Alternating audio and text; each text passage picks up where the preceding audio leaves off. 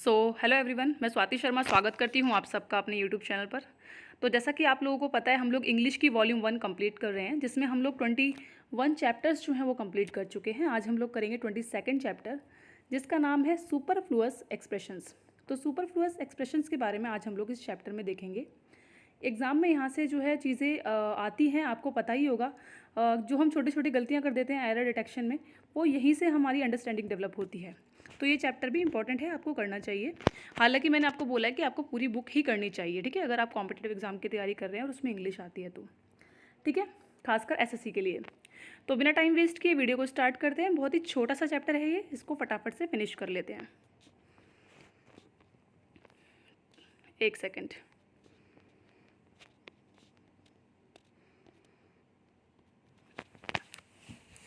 ठीक है, सुपरफ्लुअस का अर्थ, ये देखो यहाँ पर दिया ना, सुपरफ्लुअस का अर्थ है more than what is needed. यानी कि आपको इसके नाम से ही पता लग रहा होगा, सुपरफ्लुअस का मतलब होता है बहुत ज़्यादा, मतलब हद से ज़्यादा, जितना ज़रूरत है उससे कहीं ज़्यादा हम जो है अगर हम सेंटेंस में यूज़ कर लेते हैं तो वो जो सेंटेंस है हमारा वो क्या बन जाता है, सुपरफ्लुअस।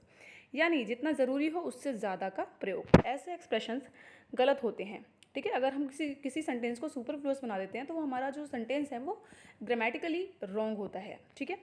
रिटर्न बैक, देखो हमें पता है रिटर्न का मतलब ही क्या होता है, वापस आना, और बैक का मतलब भी वापस ही होता है। तो रिटर्न के साथ बैक लगाने का तो कोई मतलब बनता ही नहीं है।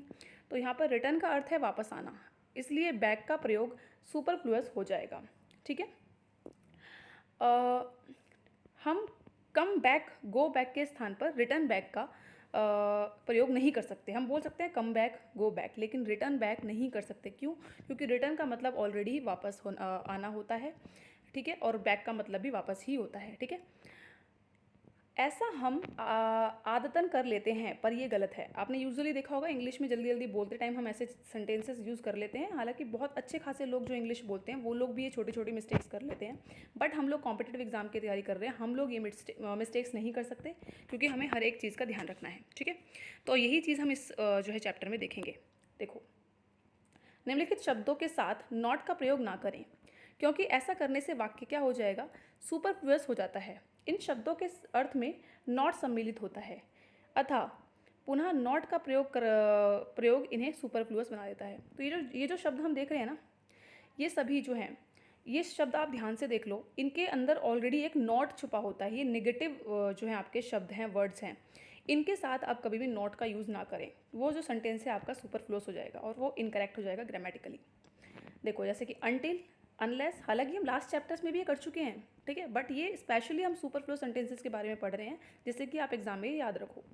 Until, unless, rarely, hardly, scarcely, seldom, बेयरली, forbid, deny, prohibit, without, but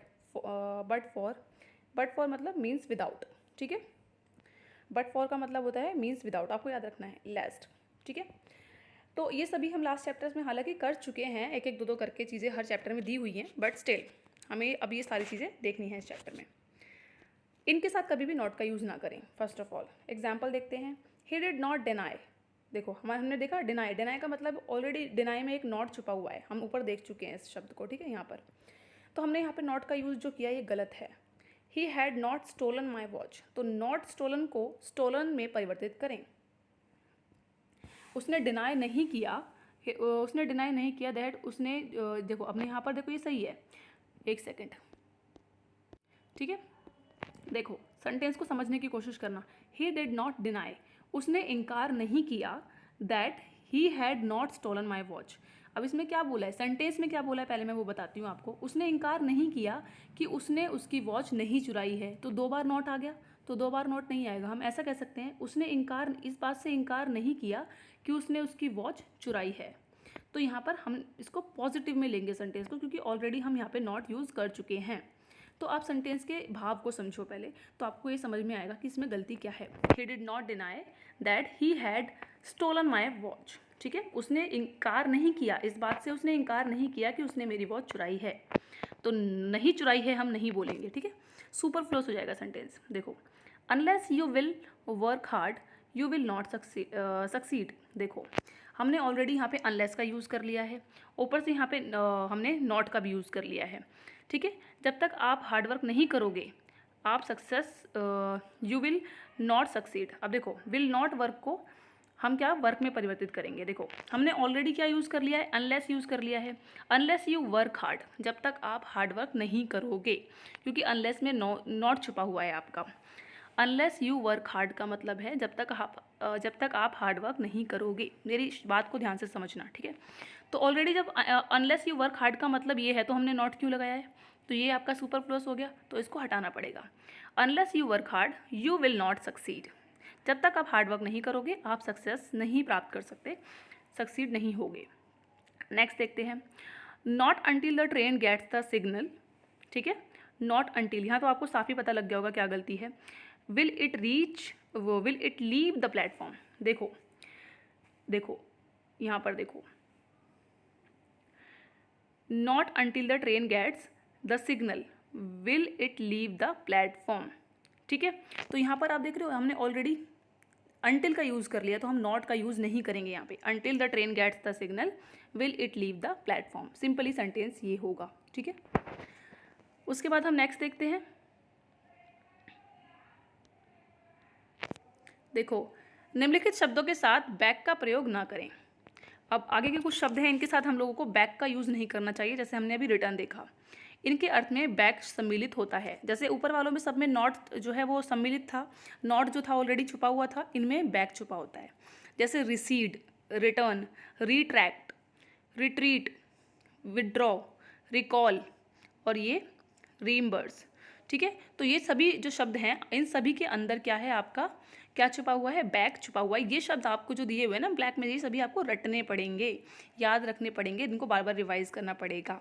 ठीक है, देखो ही did not return back my watch. Already return use कर लिया, तो बैक तो हम यूज़ करेंगे ही नहीं, तो बैक हटा दें यहाँ पे। ऐसे ही the water of the river receded back. देखो रिसीडेड का मतलब आफ्टर द फ्लड। देखो ऑलरेडी रिसीडेड का मतलब क्या होता है, वापस चला गया पानी। ठीक है, पानी जो था रिवर का वो वापस पीछे लौट गया। तो यहाँ पर हमने बैक का यूज़ करा, ये गलत है ना। हमने ऊपर सारे शब्द देखे हैं, तो रिसीड के साथ भी बैक यूज़ नहीं होगा। ठीक है, ऐसे ही Maruti recalled back many cars. Maruti recalled back, देखो रिकॉल्ड का मतलब क्या होता है, पीछे जाना, पीछे की सारी चीज़ें रिकॉल करना। तो रिकॉल्ड के साथ बैक यूज़ करने का तो मतलब बनता ही नहीं है। तो ठीक है, Maruti recalled many cars due to a technical fault in the new model. ठीक है, तो बेसिकली आप समझ गए होंगे, Maruti recalled back many cars due to a technical fault in the new model. तो बेसिकली उसने क्या करा, अपनी मारुति ने अपनी सारी कार्स जो हैं वो वापस मंगवा ली, क्योंकि उनमें कुछ टेक्निकल फॉल्ट था। बेसिकली ये बोला गया है सेंटेंस में। तो आपको ये याद रखना है, रिकॉल के साथ बैक का यूज़ नहीं करना है। बेसिकली हमें जो इंपॉर्टेंट है वो ये है। देखो निम्नलिखित शब्दों के साथ अगेन का प्रयोग ना करें। ये हर एक चीज़ जो बार बार बोली जा रही है, जैसे कि ये जो खासकर ब्लैक वाले डार्क में जो आपको ये शब्द दिए गए हैं, इनको तो आपको रटना ही पड़ेगा। ठीक है, जैसे रिपीट, इनके साथ हम अगेन यूज़ नहीं कर सकते, क्योंकि इनके अंदर अगेन छुपा हुआ है। रिपीट, रिपीट का मतलब भी क्या है, बार बार कोई चीज़ रिपीट होना। और उसके बाद है आपका रिकैपिटुलेट। ठीक है, उसके बाद है रिकॉल, दोबारा से रिकॉल होना, वो चीज़ बार बार रिपीट होना। जैसे ऊपर भी रिकॉल था ना, यहाँ पर भी आपका रिकॉल है। देखो यहाँ पर एक रिकॉल का मतलब ये होता है, एक रिकॉल का मतलब होता है बार बार रिपीट करना। आर ई, जिस शब्द के साथ आर ई री लग जाता है ना, उसके मतलब ऐसे रिपीट करना ही होता है मैक्सिमम टाइम। ठीक है, हमेशा नहीं। तो ठीक है, रिकॉल हो गया, रीबॉर्न हो गया, यानी कि दोबारा से उसका जन्म हुआ, अगेन। रीबिल्ट हुआ, दोबारा से उसको बिल्ड किया गया। रिकॉल किया, दोबारा से उसको बुलाया गया, या उस चीज़ को दोबारा रिपीट किया गया। रिकैपिटुलेट, यानी कि री का मतलब होता है रिपीट करना। तो ऑलरेडी ही जब रिपीट उसमें दिया हुआ है, तो हम अगेन क्यों यूज़ करें। अगेन का मतलब भी तो यही होता है, रिपीट होना।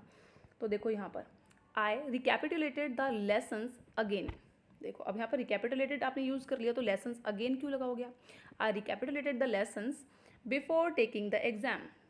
ठीक है, मैंने जो जितने भी लेसन्स थे वो रिपीट किए एग्ज़ाम देने से पहले। तो ठीक है, बिफोर टेकिंग द एग्ज़ाम। ठीक है, तो यहाँ पर एग्ज़ाम से पहले मैंने सारे जो चैप्टर्स थे वो रिपीट किए, रिकैपिटुलेट किए। तो यहाँ पर हमें अगेन यूज़ करने की ज़रूरत है ही नहीं। ठीक है, हालांकि यहाँ पे मुझे आपको हिंदी बताने की ज़रूरत नहीं है सेंटेंसेस की, क्योंकि आपको मेन जो याद रखना है वो ये शब्द के साथ अगेन नहीं आना चाहिए। Ram was reborn again. देखो जब रीबॉर्न हो गया है, दोबारा से जन्म हो गया है, तो अगेन क्यों लगाएंगे, एज कृष्णा इन द द्वापर युग। ठीक है, देखो आपको इसका मतलब समझ ही आ गया होगा, राम जी ने रिबॉर्न दोबारा जन्म लिया कृष्ण जी के रूप में द्वापर युग में, तो रीबॉर्न ऑलरेडी आ गया तो हम अगेन यूज़ नहीं करेंगे। ऐसे ही द ब्रिज वॉज रीबिल्ट, जब रीबिल्ट हो गया तो यहाँ पर भी रीबिल्ट अगेन हम अगेन नहीं लगाएंगे। द ब्रिज जो है वो rebuilt after the earthquake had devastated the whole town. ठीक है, तो यहाँ पर आप अगेन हटा दो और सेंटेंसेस इसको पढ़ लो अच्छे से, आपको समझ आ जाएगा। ठीक है, तो ये आई होप ये छोटी सी चीज़ समझ आ गई होगी आपको, कुछ भी नहीं था इसमें। मेन जो है वो हमें ये शब्द याद रखने हैं। निम्नलिखित एडजेक्टिव के साथ मोर, अब हम ये वाला देख रहे हैं। निम्नलिखित एडजेक्टिव्स के साथ, ये सभी एडजेक्टिव्स हैं फर्स्ट ऑफ ऑल, के साथ मोर या मोस्ट का प्रयोग ना करें। ये शब्द अर्थ में संपूर्ण है, इसलिए इसका प्रयोग कंपैरेटिव या सुपरलेटिव डिग्री में ना करें। ठीक है, जितने भी ये शब्द हैं इनको हम सुपरलेटिव या कंपैरेटिव डिग्री में यूज़ नहीं कर सकते हैं, आपको ये याद रखना है, ना मोर में ना मोस्ट में। जैसे interior, exterior, ulterior, major, minor, empty, excellent, circular, extreme, chief, entire, complete, perfect, final, last, unique, universal, unique हो गया, यूनिवर्सल हो गया, राउंड, स्क्वायर, ट्रायंगुलर, यानी कि शेप्स की बात हो रही है, triangular, eternal, everlasting, ideal, absolute, impossible, supreme. ये सभी शब्द के साथ आप मोस्ट और मोर का यूज़ नहीं करोगे, या फिर इनको आप सुपरलेटिव या कंपैरेटिव डिग्री नहीं बनाओगे। ठीक है, जैसे कि दिस, यहाँ मिस प्रिंटिंग हुई है, this is a more unique feature of this flora. This is a unique feature of this flora होगा, यहाँ पे मोर हटा दो क्योंकि वो अपने में कंप्लीट कर रहा है वो सेंटेंस यूनिक, यहाँ पे मोर लगाने की ज़रूरत नहीं है यूनिक के साथ। This is a unique feature of this flora. ठीक है, corruption is a more universal problem, नहीं, corruption is a universal problem. ठीक है, तो यहाँ पे हमने करप्शन भी देखा था, आप देख सकते हो ऊपर, सॉरी करप्शन कह रही हूँ, यूनिवर्सल देखा था हमने। ठीक है, corruption is a more universal, देखो यूनिवर्सल के साथ हम मोर कैसे लगा सकते हैं, ये तो वैसे भी बहुत ही अजीब लग रहा है। तो corruption is a universal problem, तो यूनिवर्सल के साथ भी हम मोर नहीं लगाएंगे। ठीक है, you have done the most excellent piece of work. देखो हमने यहाँ पर एक्सीलेंट देखा, तो एक्सीलेंट के साथ भी मोस्ट या मोर नहीं आना चाहिए। फर्स्ट ऑफ ऑल आपको ये सारे शब्द रट लेने हैं, एकदम अच्छे से याद कर लेने हैं, तो एग्जाम में इससे बाहर कोई भी शब्द के साथ आपको जो है नहीं पूछा जाएगा। ठीक है, मैं आपको बता दूँ, तो you have done the most excellent नहीं होगा, you have done the excellent piece of work. Already excellent का मतलब होता है बहुत ज़्यादा अच्छा, तो मोस्ट लगाने की ज़रूरत ही नहीं है। अगर निम्नलिखित में से किसी दो शब्दों का प्रयोग एक साथ करें तो सुपरफ्लुअस हो जाता है, क्योंकि सभी शब्दों का अर्थ एक ही है। ठीक है,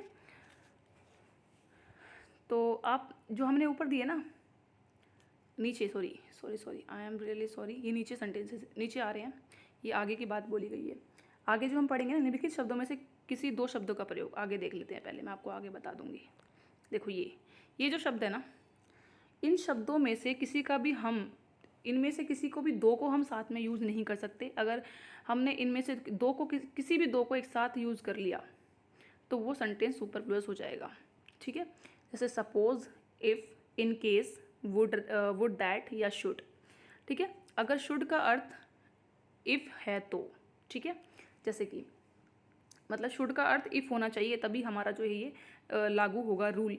ठीक है, अगर शुड का अर्थ सेंटेंस में इफ़ है ना, तो हम उसके साथ इफ़ नहीं लगाएंगे फिर। जैसे कि सपोज, इफ़, देखो अब सपोज भी बोल दिया आपने और इफ़ भी बोल दिया, ये तो सुपरफ्लुअस हो गया ना, तो सपोज के साथ इफ़ नहीं आएगा। मतलब जितने भी ये शब्द हमने ऊपर देखे हैं, इन सभी को हम दो बार रिपीट नहीं कर सकते हैं, वो सुपरफ्लुअस हो जाएगा। ठीक है, suppose if I do not come what will you do, आपको सिर्फ ये बोलना है, suppose I do not come what will you do. या तो सपोज का मतलब यही होता है अगर मैं नहीं आया तो। ठीक है, तो आप क्या करोगे, तो या तो सपोज लगाओ या फिर इफ़ लगा दो, या तो सपोज या फिर इफ़ को हटा दो। आप इफ़ भी लगा सकते हो, सपोज भी लगा सकते हो, पर एक चीज़, should you if need my help do let me know. देखो should you need my help, यहाँ पे जब हम ऐसा कोई सेंटेंस बोलते हैं ना, should you need my help का मतलब होता है if you need my help. यहाँ पर शुड का मतलब है इफ़, तो ऑलरेडी जब इफ़ है यहाँ पर तो हम इफ़ का यूज़ क्यों करेंगे। और वैसे भी सेंटेंस अगर आप देख रहे हो ना, तो ऑलरेडी बहुत ही कुछ गड़बड़ लग रही है इसमें। शुड यू इफ़ नीड, ये क्या होता है, ये गलत है। ठीक है, इफ़ को हटा दो। उसके बाद देखो यहाँ पर क्या बोला है, दो कंपैरेटिव या दो सुपरलेटिव डिग्री का एक साथ नहीं आते, क्योंकि इससे वाक्य सुपरफ्लुअस होता है। ये तो आपको वैसे भी पता है, हम लास्ट चैप्टर्स में कर चुके हैं। दो कोई भी सुपरलेटिव डिग्री या कोई आपकी दो कंपैरेटिव डिग्री साथ में नहीं आ सकती, या कोई दो सुपरलेटिव डिग्री भी साथ में नहीं आ सकती। ठीक है, जैसे कि he is more faster, already देखो हमने जब फास्टर बोल दिया है तो ये क्या है, आपकी कंपैरेटिव है और कंपैरेटिव डिग्री है, और मोर भी आपकी कंपैरेटिव डिग्री है, तो फास्टर के साथ मोर लगाने की तो ज़रूरत है ही नहीं। तो या तो हम बोलेंगे ही इज़ मोर फास्ट, तो नहीं, हम ऑलरेडी यही बोलेंगे he is faster than his brother. ठीक है, तो मोर को हटाना पड़ेगा। ठीक है, this is the most best, देखो बेस्ट आपकी क्या है, सुपरलेटिव डिग्री है, और इसके और मोस्ट भी आपकी सुपरलेटिव डिग्री है, तो जब बेस्ट ऑलरेडी सुपरलेटिव डिग्री है तो हम मोस्ट क्यों लगाएं उसके साथ। तो this is the best example of evolution, तो मोस्ट को हटा दें। आई होप ये बहुत सिंपल सा चैप्टर है, आपको समझ आ रहा होगा। बस बेसिकली आपको इस चैप्टर में जो करना है वो है ये सारे शब्द याद रखने हैं कि किसके साथ हमें क्या यूज़ नहीं करना है। निम्नलिखित शब्दों को देखें, इनके साथ समान अर्थ एक अन्य शब्द का प्रयोग करने पर सुपरफ्लुअस हो जाता है। ठीक है, क्या बोला है इसमें, इन शब्दों में जो ये दिए हुए हैं नीचे, इनके साथ समान अर्थ के एक अन्य शब्द का प्रयोग कर लिया अगर हमने, मतलब सेम अर्थ का जिसकी मीनिंग सेम है उसके साथ हमने एक और शब्द यूज़ कर लिया इन सभी के साथ, तो वो सुपरफ्लुअस हो जाएगा। एग्जाम्पल देखो आप, ये शब्द है और इसको सुपरफ्लुअस कैसे बना दिया जाता है, देखो मे और माइट, अन्य शब्द जो वाक्य को सुपरफ्लुअस बना सकते हैं। जब हमने मे और माइट का यूज़ कर लिया है, मे और माइट का मतलब क्या होता है, पॉसिबिलिटीज़, तो यहाँ पर और उसके साथ अगर आपने पॉसिबिलिटीज़, लाइकली टू या प्रोबेबली यूज़ कर लिया तो सेंटेंस खराब हो जाएगा आपका। आपको याद रखना है मे और माइट के साथ ऐसा कोई आप शब्द यूज़ नहीं करेंगे, पॉसिबली, लाइकली टू, प्रोबेबली, क्योंकि मे और माइट का मतलब ही वही होता है। ठीक है, ऐसे he can could, can could का मतलब क्या होता है, एबिलिटी, आप क्या कर सकते हो, जैसे आई कैन डू इट, मैं ये कर सकता हूँ। तो जब एबिलिटी आप बता ही रहे हो अपनी, केपेबल जिस चीज़ के लिए आप हो, केपेबल ऑफ या एबल टू, कैन और कुड का मतलब वही होता है, तो इनके साथ आप ये यूज़ ना करें। ठीक है, ऐसे ही 7 PM 9:30 PM एट्सेट्रा, कोई भी ऐसा टाइमिंग दिया हुआ है तो ऑलरेडी जब PM लगा दिया है तो मतलब क्या है कि यहाँ पे इवनिंग की बात हो रही है, तो हम यहाँ पर इवनिंग या मॉर्निंग नहीं लगाएंगे इनके साथ। जैसे यहाँ पर AM वाले हैं तो मॉर्निंग की बात हो रही है तो हम मॉर्निंग नहीं लगाएंगे इनके साथ। अगर आप टाइमिंग के साथ PM या AM लगा दिया है तो हम इवनिंग या मॉर्निंग नहीं लगाएंगे, ऑलरेडी उसका मतलब हमें पता लग गया कि 11 AM है तो यानी कि मॉर्निंग की बात हो रही है, तो हम मॉर्निंग नहीं लगाएंगे। डिस्पाइट के साथ हम ऑफ नहीं लगाएंगे, ये हम लास्ट चैप्टर्स में कई बार कर चुके हैं, डिस्पाइट के साथ ऑफ नहीं लगता। कज़न के साथ हम सिस्टर ब्रदर नहीं लगाएंगे, हम बोलते हैं ये मेरी कज़न सिस्टर है, कज़न ब्रदर है, but this is wrong grammatically. ठीक है, you have to understand this, और आप लोगों को वैसे भी नहीं बोलना चाहिए नॉर्मल बोलचाल में, क्योंकि आप एजुकेटेड हैं, आप अच्छे से ग्रामर पढ़ रहे हैं, तो आपको ये चीज़ों का ध्यान रखना चाहिए। आप कॉम्पिटेटिव एग्जाम की तैयारी कर रहे हैं, खासकर CGL SSC के एग्जाम्स की, तो आपको इन छोटी छोटी चीज़ों को ध्यान रखना चाहिए।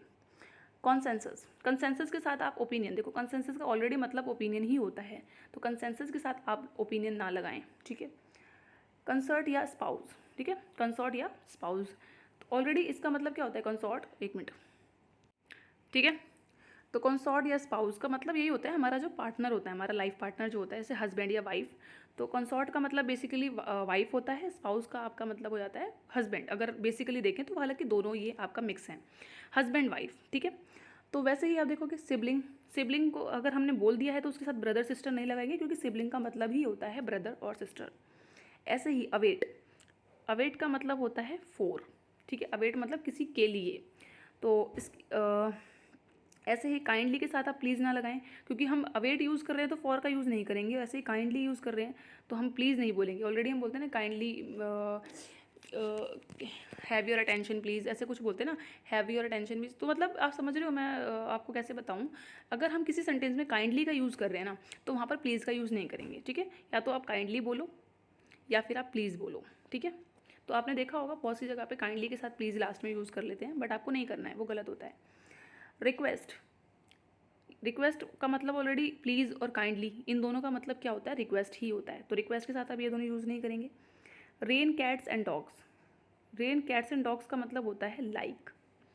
ठीक है, यानी कि कैट्स एंड डॉग्स की तरह। ठीक है, मतलब बहुत ये जो आपका ना ईडियम है, रेन कैट्स एंड डॉग्स, यानी कि बहुत तेज़ बारिश होना। ठीक है, इसका मतलब होता है लाइक। ठीक है, की तरह, तो आप इसके साथ लाइक यूज़ नहीं करेंगे, आपको ये याद रखना है, ये जो आपका है ना, ये सब ये यहाँ तक 3 जो हैं ये आपके ईडियम्स हैं, इनके साथ आपको इन सभी का यूज़ नहीं करना है।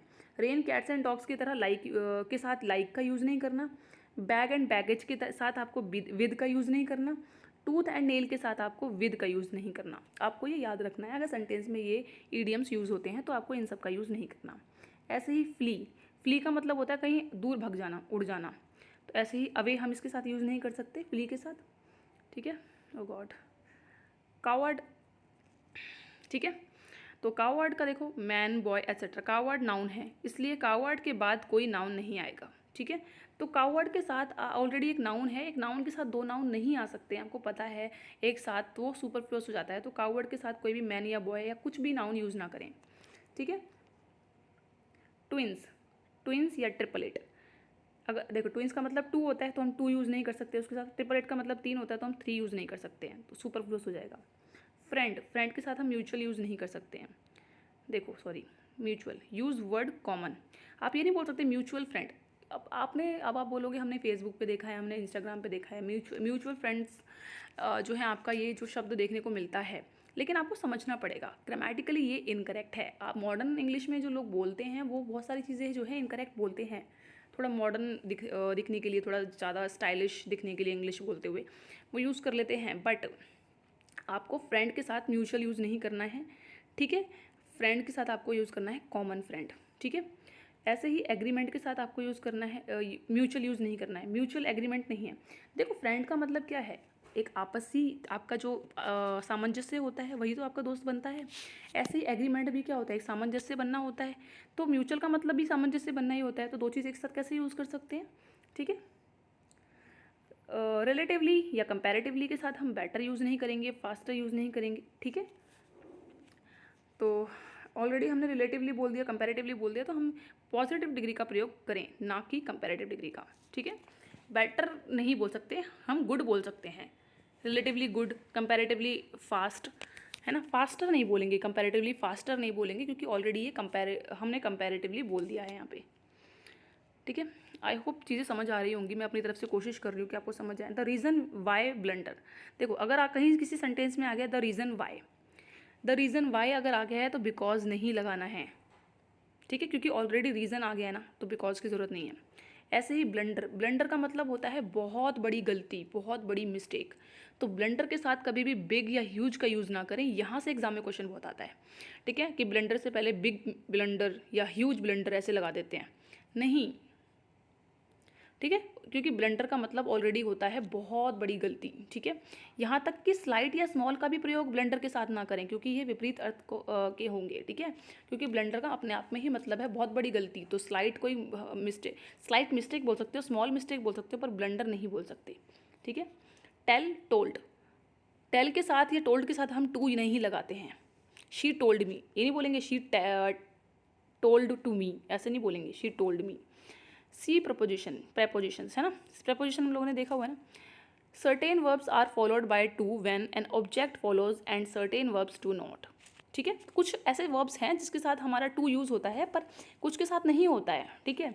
तो जैसे कि ऐसे बहुत सारे आपने देखा होगा, लिसन टू मी, है ना, तो लेकिन टेल और टोल्ड के साथ आप टू नहीं लगाएंगे, बस आपको याद रखना है। On the contrary, on the contrary का मतलब होता है बट, आप किंतु परंतु की बात कर रहे हो यहाँ पे, जब आपने बोल दिया ना ऑन द कॉन्ट्रेरी, यानी कि यहाँ पर आपने बोला किंतु परंतु, तो यहाँ पर आप बट नहीं लगाएंगे। एंटर, एंटर का मतलब होता है किसी चीज़ के अंदर प्रवेश करना, तो आपको ये भी एग्जाम में बहुत आता है एंटर, एंटर के साथ आप इनटू नहीं लगाएंगे, इन या इनटू कुछ नहीं लगाएंगे, एंटर ही लगाएंगे सिर्फ, ठीक है।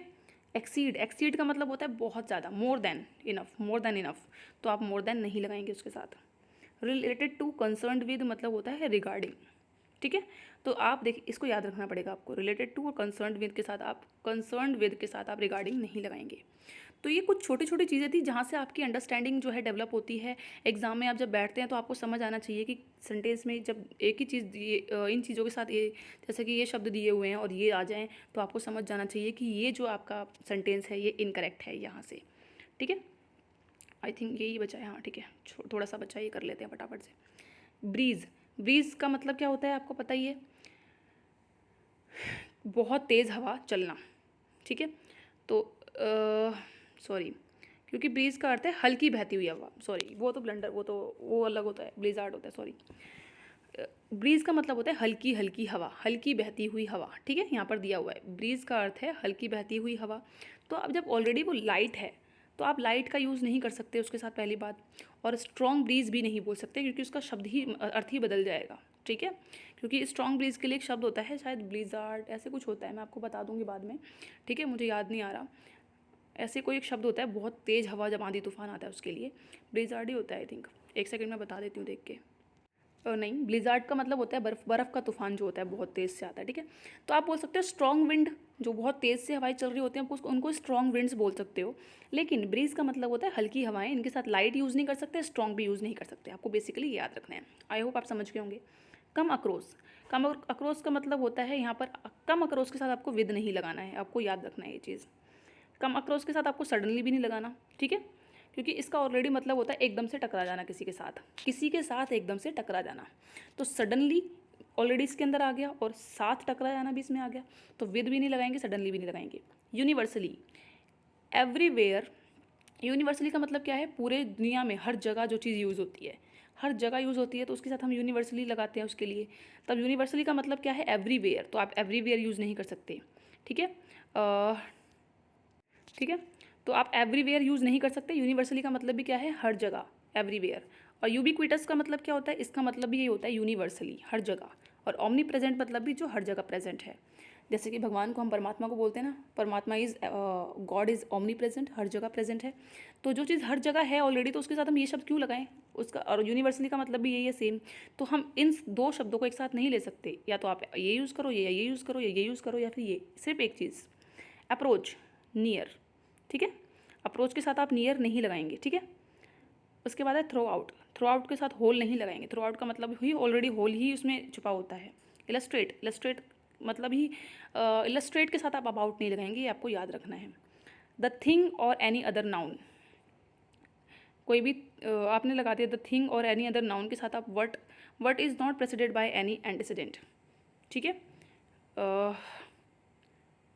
ओके, ये इसका आगे ब्रैकेट ओपन क्लोज नहीं किया इसका, ठीक है। तो आप देख रहे हैं कोई भी थिंग या एनी अदर कोई भी नाउन है उसके साथ आप वर्ड नहीं लगाएंगे। जैसे कि मैं इसको आपको एक सेकंड, ठीक है। तो नेक्स्ट हमारा क्या था, सफिशिएंट। सफिशिएंट के साथ हम इनफ नहीं लगाएंगे क्योंकि सफिशिएंट का मतलब ही क्या है, इनफ, कोई चीज़। क्वाइट, क्वाइट का मतलब होता है कम्प्लीटली या फिर ऑल, ठीक है। तो क्वाइट के साथ आप ऑल नहीं लगाएंगे, कम्प्लीटली नहीं लगाएंगे। पीरियड, पीरियड हम किसी टाइम की बात कर रहे हैं तो ऑफ टाइम नहीं लगाएंगे आप इसके साथ। पीरियड ऑफ टाइम बोलते हैं ना, पीरियड ऑफ टाइम, तो पीरियड के साथ ऑफ टाइम नहीं लगाएंगे। फ्यूनरल सर्विस, फ्यूनरल के साथ आप सर्विस नहीं लगाएंगे क्योंकि फ्यूनरल ऑलरेडी एक प्रोसेस है, उसके अंदर भी एक काम होता है। तो फ्यूनरल आपको पता ही है, अंतिम संस्कार जो होता है, ठीक है, उसके अंदर भी तो एक प्रोसेस होता है, एक सर्विस, एक काम होता है, तो हम सर्विस नहीं लगाएंगे बिल्कुल उसके साथ। बेसिकली आपको याद रखना होगा, हर चीज़ को एक्सप्लेन नहीं किया जा सकता। फ्यूनरल के साथ आपको सर्विस नहीं लगानी है, ठीक है। इनफ, इनफ के साथ हम वेरी नहीं लगाएंगे। कंप्राइज, कंप्राइज के साथ ऑफ नहीं लगाना, ठीक है, ये बहुत बार गलती होती है, इन एक्टिव वॉइस खासकर, ठीक है। पैसिव वॉइस में लगा सकते हैं हम, लेकिन एक्टिव वॉइस में कंप्राइज के साथ ऑफ नहीं लगाएंगे, ठीक है। फैमिली के साथ मेंबर, ठीक है, नहीं लगाना। देखो अब ये ऐसे शब्द लग रहे होंगे, आपको लग रहा होगा कि ये सभी शब्द तो हम लोगों ने ऑलरेडी लगाए हैं, ठीक है, मतलब हमने देखा है कि फैमिली मेरा फैमिली मेम्बर है, या फिर हम बोलेंगे पीरियड ऑफ टाइम। बहुत सारी चीज़ें ऐसी होती है हमने सुनी होती है बोलचाल में कई जगहों पे, लेकिन आपको देखना पड़ेगा वो एक्टिव वॉइस में हो खासकर ना हो। और दूसरा ये होता है कि बोलचाल में हम बहुत सारी चीज़ें गलत बोलते हैं जो ग्रामेटिकली इनकरेक्ट होती है, ठीक है। तो आपको इस बुक के हिसाब से चलना है, ग्रामर के हिसाब से चलना है, ठीक है। फैमिली के साथ आप मेम्बर नहीं लगाएंगे, और ओके। और रिसेप्शन, रिसेप्शन पार्टी, अगर ऑलरेडी रिसेप्शन हो रहा है यानी कि वो पार्टी ही है एक तरीके की, तो रिसेप्शन के साथ पार्टी नहीं लगाएंगे।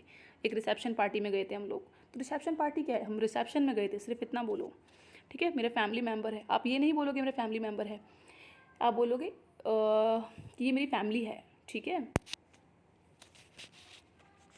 तो ये आप सभी ये जो है प्रैक्टिस सेट दिए हुए हैं नीचे, आप इसको कर सकते हैं, ठीक है। आई होप ये वीडियो आप लोगों के लिए यूज़फुल रही होगी, चीज़ें समझ आई होंगी। मैंने कोशिश करी जहाँ तक मैं आपको समझा सकती थी। अगर फिर भी कुछ छोटी मोटी गलती हो गई हो तो प्लीज़ आप फॉरगिव करना। Thank you so much everyone.